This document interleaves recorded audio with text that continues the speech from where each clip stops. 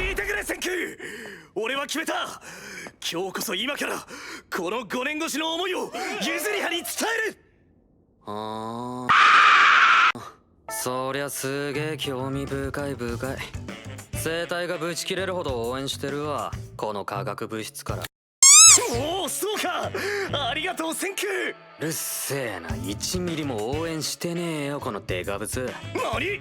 どっちだ？そもそも5年も何も言わねえとか、バカどんだけ非合理的だ。俺が死ぬほど合理的なもんくれてやるよ。フェロモン放出を極度に活性化する、いわゆる惚れさせ薬。こいつ飲んできゃ100億%だ。ありがとうセンク。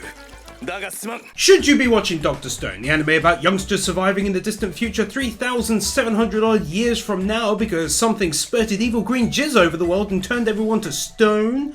Dr. Stone? Get it? The setting of the anime is Nippon. The world is now covered in plant life and evidence of humans is scarce, save for their petrified remains. And 4 episodes in, the gist is find a solution to bring everyone back whilst dealing with dangers of living without technology and living with crazy people. We've got our main character, Einstein, wrapped up inside Leonardo da Vinci with just a light peppering of Isaac Newton on top, who goes by the name of Senku and is voiced by Yusuke Kobayashi, also known as Subaru from ReZero.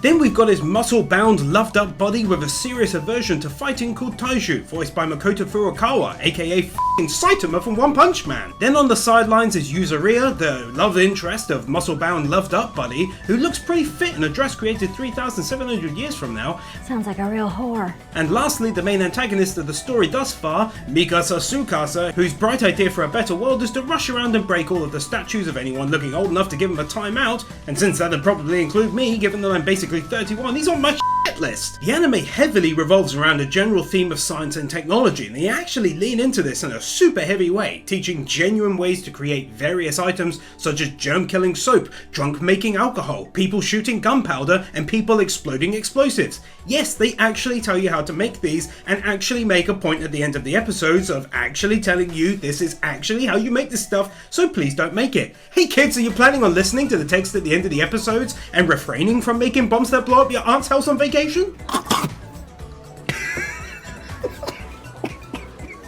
No. On a serious note though, the lean in on science is something very new to me other than Steins Gate, I guess, and so that's unique as hell and genuinely enjoyable to watch unfold each episode. Now, moving on. Right now, not much stands out in the way of general irritation. I mean, you've got the main character constantly saying everything is 10 billion something or other, whether it be 10 billion points or he's 10 billion% sure about something, that's his catchphrase. It's cool, kind of dumb and a little cringe to my ear holes, but that's his deal, so whatever.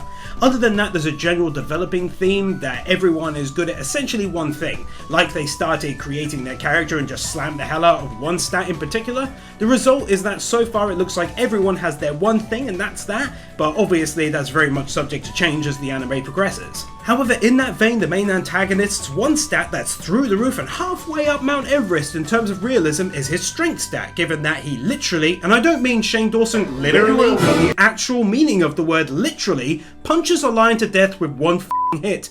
But this is an anime, so it's to be expected. It's just a little weird mixing so much realism with an actual supervillain. He's also basically one of the pillar men from JoJo's Bizarre Adventure, which raises the epicosity of the anime a genuine 10 billion%.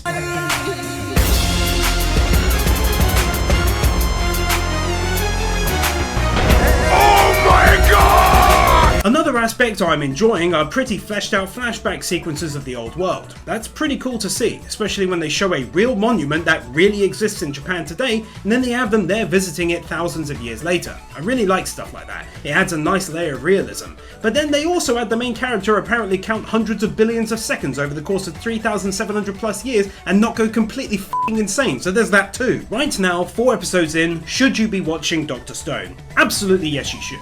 It seems like it's poised to be one of the biggest and most popular anime of the current anime season. It's getting really good reviews all over the place, and manga readers seem to be enjoying watching everyone talk about the show, given that they're clearly hoarding piles of juicy spoilers. So that's it for this first episode of Should You Be Watching. If you enjoyed it and you'd like more, let me know by leaving a like and a comment as to what anime you'd like to see another episode made on. You can also follow me on Twitter at TheHonestGamer, or join our Discord server, links are down below as always, and of course if you want to support what I do on my channels, my Patreon link is also down down there if you fancy a gander. Thanks for watching, and I'll see you next time. Nathan Byrne, The Ortho, Josiah May, Bird Without a Word, Arias Alibari, PK Fan, Chef Kilo, Moritz, Chris Harris, Jonas Stahl, Manolo Saucedo Munoz, Manuel Mireles, Dark Lord Bloody Soul, Sentimento, Silva, Master Tank, Brendan Krier, Kyle Farmer, Theodore Quackens, Kaj Vorzelman, Jordan Samuels, Gabby Z, Crimson Shadows, Powers 994.